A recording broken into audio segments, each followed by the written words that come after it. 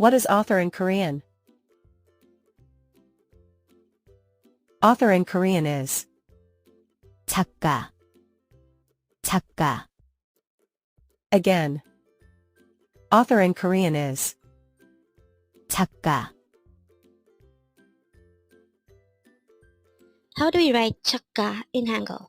This is composed of two syllables. For the first syllable jak, we need to draw first a jiat character followed by an a character followed by a giok character.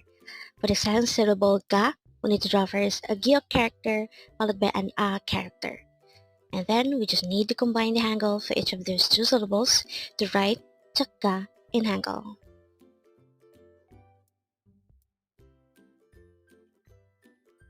And with that you've already learned what is author in Korean. Now, let's take the previous word quiz. What is market in Korean? Market in Korean is 시장, 시장.